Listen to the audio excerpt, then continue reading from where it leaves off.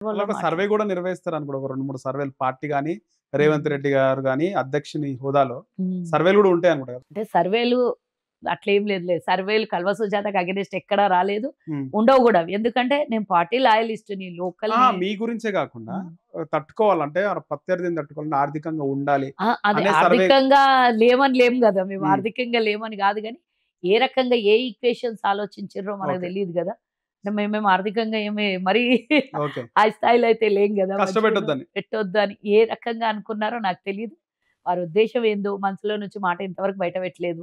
నేను ఎందుకు ఇయ్యలేదు అని ఫస్ట్‌లో చాలా బాధపడినా, ఏడ్చినా, ఏడ్చినారు. 1 మంత్ ఏడ్చినా హ్మ్. అసలు తినక అసలు అంటే నమ్ముతారో మిమ్మల్ని నమ్మరో. నమ్ముకొని చాలా మంది. ఒక్క నెలలో 7 కేజీస్ వెయిట్ వెయిట్ హ్మ్. లాస్ అయినా. ఒక్క హ్మ్. నెల 20 రోజులలో 7 కేజీస్ వెయిట్ లాస్ అయినా. అంటే మానసికంగా అసలు భోజనమే పోలేదు కడుపులోకి. పోదు. తినడానికే పోలేదు. తర్వాత వాళ్ళ దగ్గర నుంచి ఫోనొచ్చి "నువ్వు పని చేసుకో నేనున్నా మేము చూసుకుంటాం" అని అందరు ఇగ పేర్లొద్దు నాయకులు హ్మ్. చెప్పడం జరిగింది. సో, ఇంగ అందులో పడి నా నాయకుల్ని గెలిపించుకోవాలి. కాంగ్రెస్ అధికారంలోకి రావాలి. రేవంత్ అన్న ముఖ్యమంత్రి కావాలి. అదే. నాదేమే అది కాబట్టి అట్లా ఇగ అందులో పడి మర్చిపోయినా నెల 15 రోజులు మళ్ళీ పని చేసి నా నా వంతుగా శ్రమ చేసి మా ఎమ్మెల్యే గారు గూడా అంటే ముందు నా హక్కుని అడిగిన. తర్వాత ఆ అభ్యర్థి వ్యక్తిత్వం గాని, ఇప్పుడు మా ఎమ్మెల్యే గారు మంచితనం గాని, సౌమ్యుడుగా ఉండి పని చేయాలనుకుంటున్నాడు ప్రజలకి.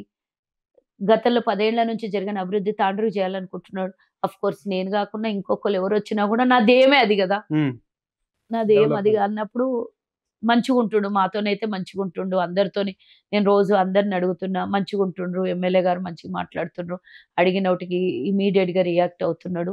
మేము కోరుకున్నది గది. సరే కల్వ సుజాత అయిందా, ఎమ్మెల్యే ఇంకోరైనరా పార్టీ ప్రతినిధులుగా పనిచేసి, పార్టీ నియోజకవర్గం అభివృద్ధి చేస్తే చాలనేది ఇగ ఆ రకంగా సాటిస్ఫాక్షన్ అంతే. ఓకే. బుయ్యని మనోహర్ రెడ్డి వచ్చిండు, ఎమ్మెల్యే అయిండు ఓకే. హ్మ్. కానీ మీకు ఎప్పటినుంచో ప్రత్యర్థులుగా ఉన్నటువంటి మాజీ మంత్రి మహేందర్ రెడ్డి గాని, ఆయన సతీమణి జిల్లా పరిషత్ చైర్మన్‌గా ఆ! మూడోసారి ఉంది.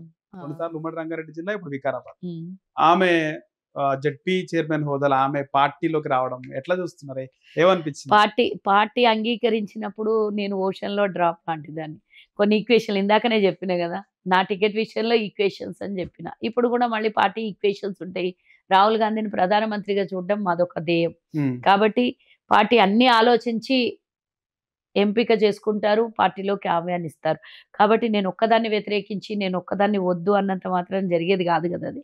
కాబట్టి పార్టీ కోసం సాక్రిఫైస్ రెడీగుంటాను నేను చేయడానికి, పని జేయడానికి. హ్మ్. అందులో మనసులో మళ్ళీ ఒకటి పెట్టుకొని పైకొకటి యాక్టింగ్ నాకు రాదు. ఏదేమైనప్పటికీ ఏదున్నా పార్టీకి పైకే జేస్తా. పనిచేస్తారు. పార్టీకే పని జేస్తా. హ్మ్. వాళ్ళని జూసి పని జేయను. పార్టీ కోసం పని జేస్తా. ఎవరన్నా ఉండనక్కడ నాకు పార్టీ వీడు పలానా వ్యక్తి. ఇప్పుడు మనోహర్ రెడ్డి నాకు తెలీదు ఎవరో. ఎళ్ళు పని జేయి అన్నారు. ఎళ్ళినా పని జేసినా నా వంతు వరకు నేను కష్టపడినా ఎలాంటి స్వార్థం లేకుండా, ఎలాంటి లోపల ఇంకో ఇంటెన్షన్ లేకుండా పని జేసిన. ఇప్పుడు గూడా అంతే సేమ్ ఎంపీ‌గా వాళ్ళకి టికెటొచ్చినా, ఇంకొకళ్ళకి ఎవరికొచ్చినా గూడా నాకు పార్టీ గెలవడం ఇంపార్టెంట్. పార్టీ ఈజ్ మెయిన్ నాకు ఎజెండా. వేరే ఏది లేదు నాకు. ఓకే. సో, గతంలో పార్టీకి చాలా కష్టపడ్డవాళ్ళు బల్మూరి వెంకట్‌కి ఎమ్మెల్సీ రావడం, ఆ తర్వాత అనిల్ కుమార్ యాదవ్ అవును. తరచూ ఉంటారు రేవంత్ రెడ్డి ఎమ్మట. ఆయనకు గూడా మెంబర్ ఆఫ్ పార్లమెంట్ రాజ్యసభ ఇవ్వడం జరిగింది. ఆ తర్వాత లిస్ట్‌లో మీరే ఉన్నారు. మీరొకళ్ళు, ఆ తర్వాత అద్దంకి దయాకర్ గారు మీరున్నారు. Active persons.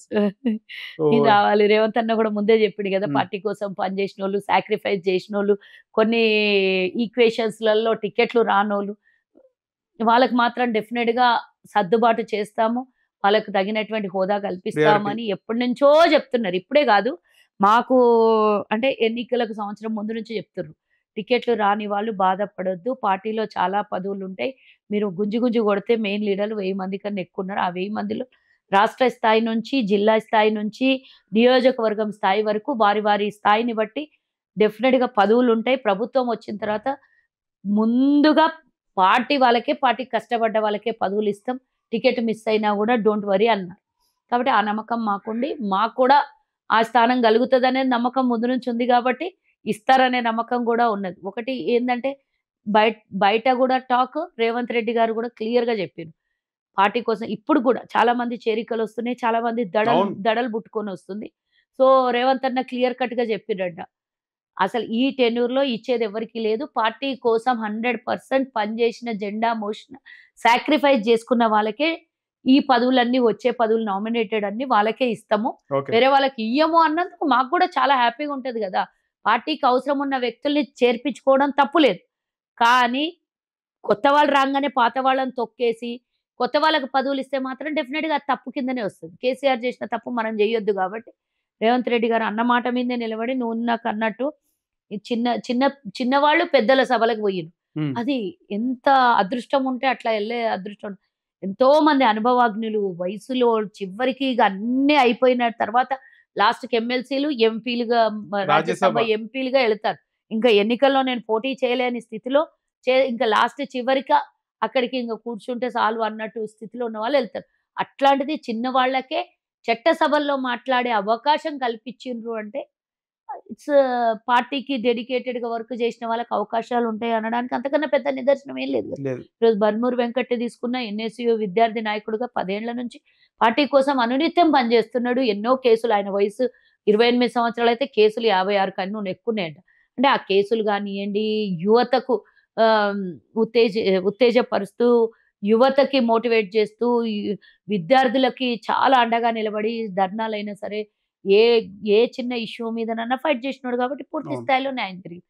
ఇంగా అనిల్ యాదవ్ ఆయన గూడా ఆహ్, నాకు తెలిసి 2012, 13లో యూత్ కాంగ్రెస్, ఎన్ఎస్‌యూ అవన్నీ చేసి రాష్ట్ర నాయకుడిగా చేసి తర్వాత నేషనల్ యూత్ కాంగ్రెస్‌లో గూడా జనరల్ సెక్రటరీయో, వైస్ ప్రెసిడెంటో ఉన్నట్టున్నాడు. హ్మ్. సో, అంచెలంచెలుగా ఎదిగిన వాళ్ళే.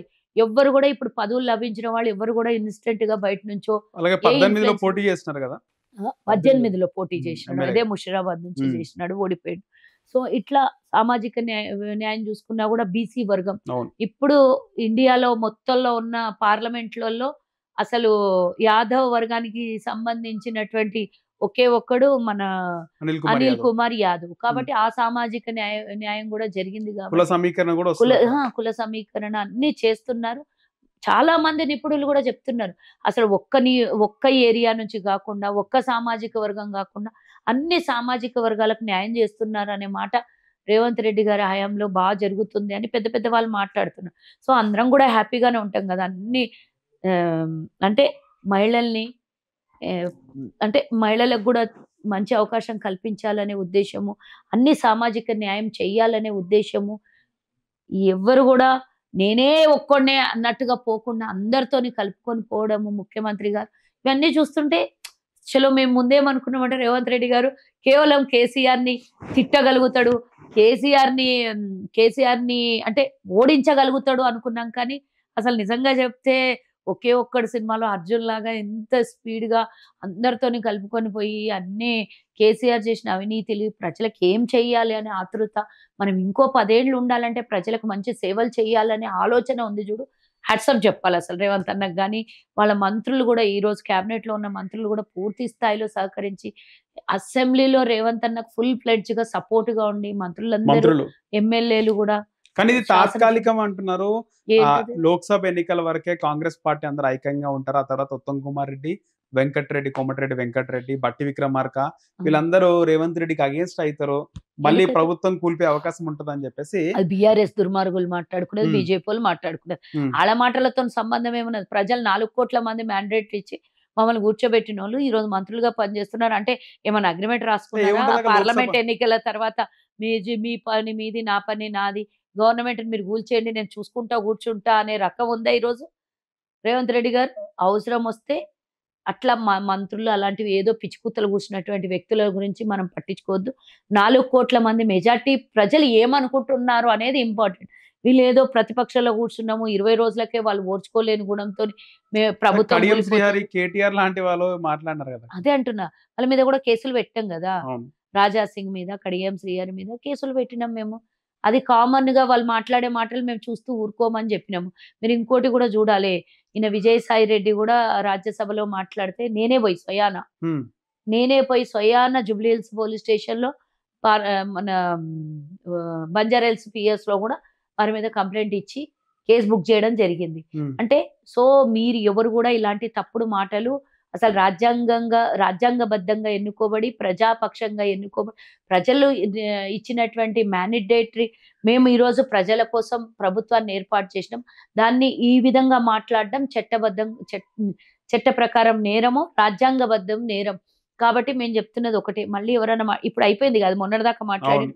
మేము విజయసాయి రెడ్డి మీద ఇప్పుడు లేదు. కేసు పెట్టినాక ఇక అందరూ గుయ్యం అంటే అన్నట్టుంది, ఇంకో అందరూ విషయం అక్క భయపడ్డారు. ఇక్కడ ముందు నుంచి నార్మల్ గా ఉత్తమ్ కుమార్ రెడ్డి ఎక్కడ బహిర్గతంగా మాట్లాడలేదు కానీ ఆ, బట్టి విక్రమార్క ఒకానొక సందర్భంలో నాకు కూడా ముఖ్యమంత్రి కావాలని ఉందన్నారు.